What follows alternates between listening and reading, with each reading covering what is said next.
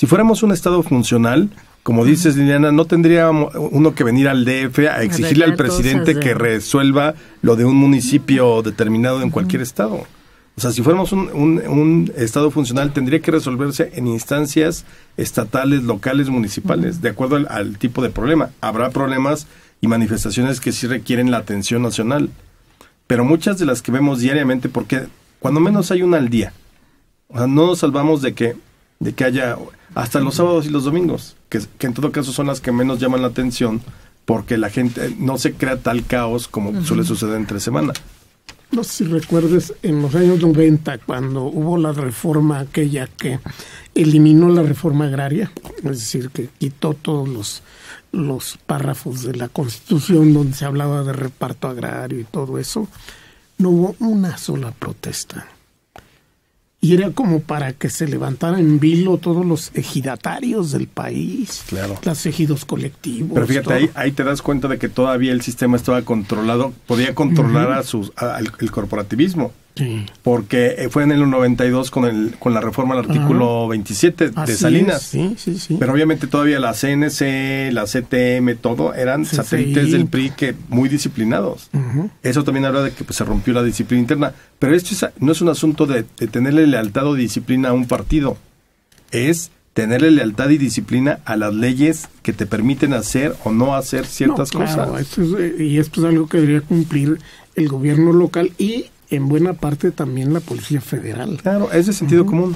Sí.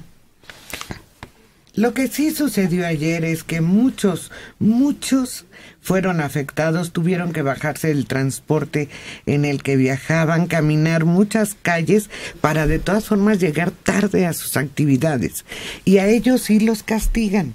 A ellos sí les descuentan el día, a muchos los regresan y ya pierden lo que corresponde al día y al séptimo día, todos se los descuentan. Recuerda por dónde se rompe el hilo. Por lo más delgado. Que somos y los negocios ya están hartos de todo esto. Dicen que ya ni cierran, porque no hay posibilidades de recuperar nada si cierran, y por lo menos abiertos venderán un poco, aunque dicen que las personas se alejan de los lugares donde hay la manifestación. Bueno, ayer me parece que qué bueno que limpiaron, aun cuando me parece absurdo que el gobierno, oigan, le pueden quitar, se pueden retirar un poquito a la Alameda mientras les limpio sus campamentos. Es que no les voy a limpiar, les voy a tirar esto a la basura y se acabó. Nuevamente, la aplicación de la ley, no una aplicación del fascismo, no es un régimen dictatorial, es la aplicación de la ley. No te puedes quedar aquí, te puedes manifestar y te vas. O te puedes manifestar 365 días sin obstruir, pero te vas. Y en ningún país del mundo se les permite eso. Fíjate que hay marchas. En Estados Unidos, no sé si ustedes se han fijado cuando, por ejemplo, en la serie se ve que no dejan de moverse. Aún en la calle o en la acera, las manifestaciones se mueven porque no pueden obstruir la movilidad de las calles, de las avenidas. Entonces, por eso se tienen que estar moviendo. Aquí pues hay pedir permiso para ocupar una plaza, todo eso. Pero no. Hay una Asociación Mexicana de Transporte y Movilidad y dice que a la Ciudad de México le cuesta muchos millones de pesos, más de 20 millones de pesos este tipo de actividades. Claro. Por el congestionamiento, la falta de movilidad y que genera problemas que, como comentábamos, se extendió de tal manera que eran las 8 de la noche y seguías teniendo problemas para movilizarte.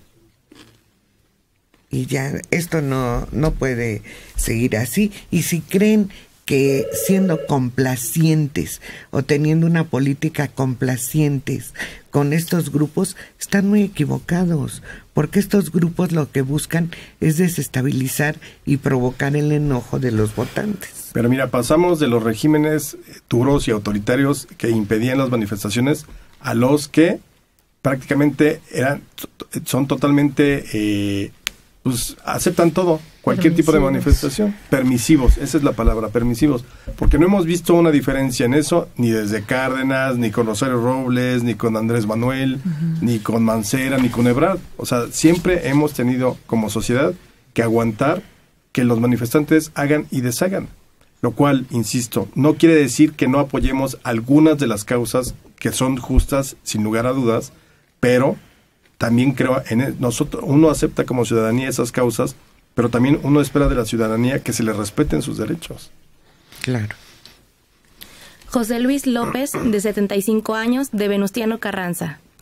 Después de sufrir ayer el desorden vial, y del cual estoy seguro todo mundo llegó tarde a donde iba, de plano tomé una decisión: no votar para nada ni por nadie del PRD.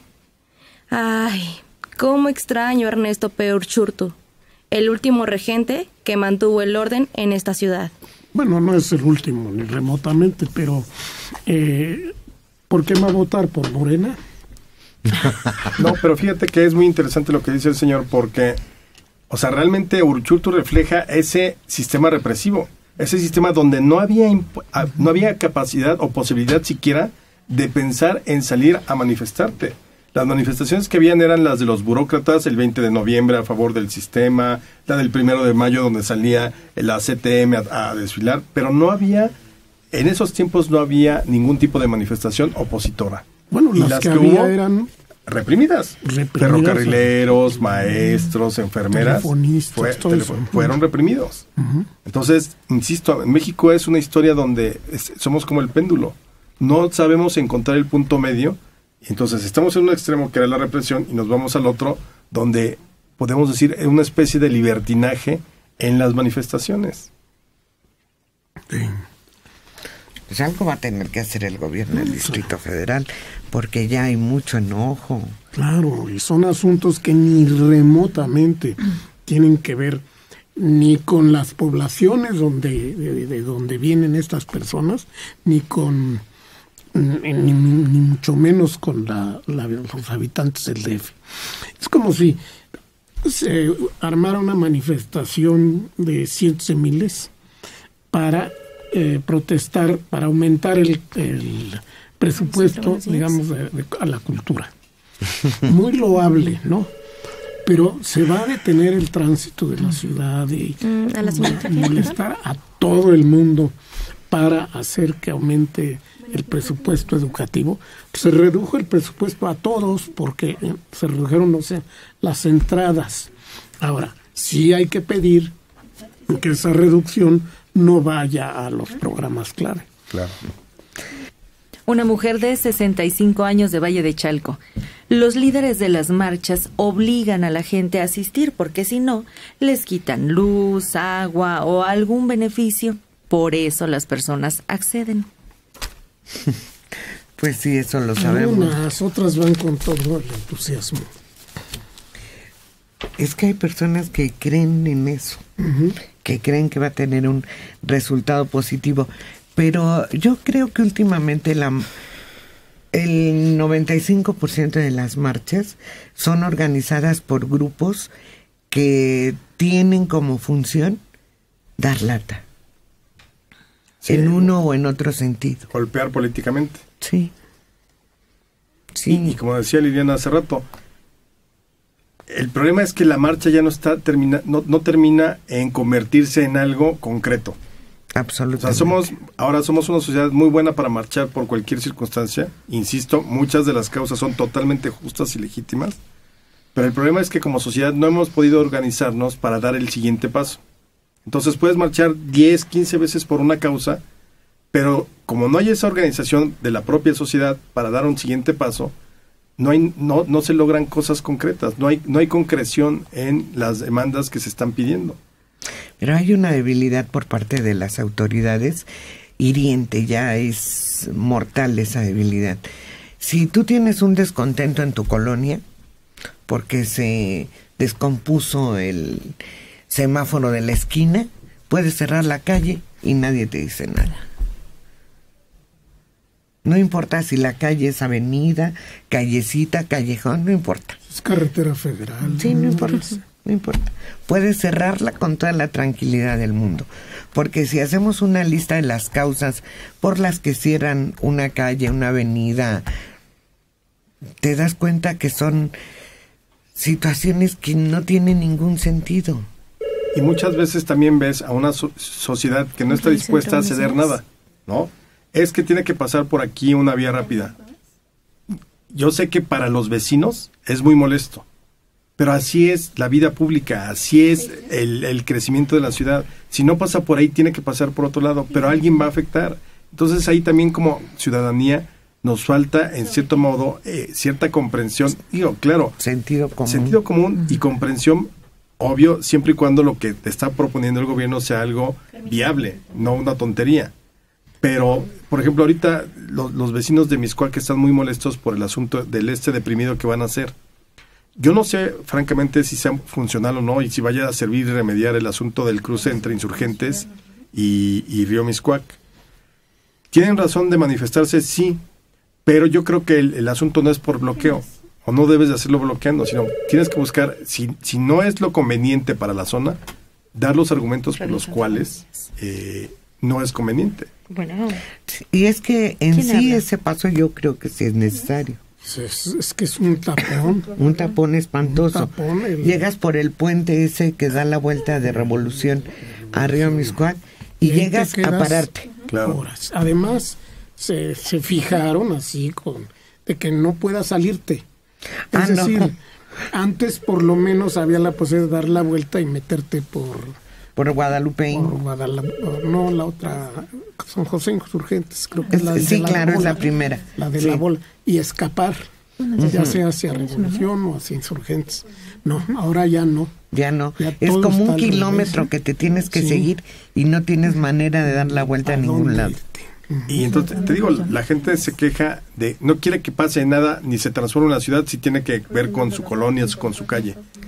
¿Qué edad tiene? Estamos en otras épocas, recordemos, por ejemplo, los ejes viales. Ahí hubo expropiaciones de grandes terrenos y colonias. O sea, no fue nada más de, oigan, disculpen las molestias que esto le ocasiona, voy a construir aquí. No, arrasaron. Les quitaron pedazos de casa. Claro, de hecho, le llamaban a Jan González, que fue el que lo realizó con el auspicio del gobierno de López Portillo, Gengis Hank, porque decían que había arrasado la ciudad. Y no hubo, ahí sí, y protestas, no las hubo porque no se permitían. Pero el argumento fue causa de utilidad pública. Claro. Daniel Cuevas González, de 63 años, del Centro Histórico. Acerca de las marchas. La maestra Adela nada más le echa la culpa a los ciudadanos, al igual que el señor Alejandro Rosas, cuando cualquier gobierno no da respuesta a ningún ciudadano, porque son autoritarios, abusivos y corruptos. Un ejemplo, yo estoy sobre ayuntamiento, aquí a una espalda de ustedes, y cuando iban a poner el metrobús, los comerciantes le dijimos al gobierno que iba a afectar los negocios y no le importó. Y ahora vean los metrobuses, van volados, parecen microbuses. El único responsable es el gobierno, más no los ciudadanos. Yo no recuerdo que los responsabilizáramos de eso. ¿No? Yo creo que es la imaginación de las personas, ¿no? Ponga que atención, Daniel. Cosas raras. Estábamos diciendo que hay, desde luego, gente reclutada, por las buenas o por las malas, para participar en las marchas que detienen el tránsito en toda la ciudad y que son marchas innecesarias. Son problemas que se resolverían en cualquier otro nivel. No es necesario detener el tránsito de la Ciudad de México para que la Cámara de Diputados o la de Senadores altere una partida presupuestal. No tienen nada que ver una cosa con otra. Y los perjudicados son los ciudadanos. Claro. No son los culpables los ciudadanos. No. Son los afectados. Son los que estamos sufriendo todo eso. Así es.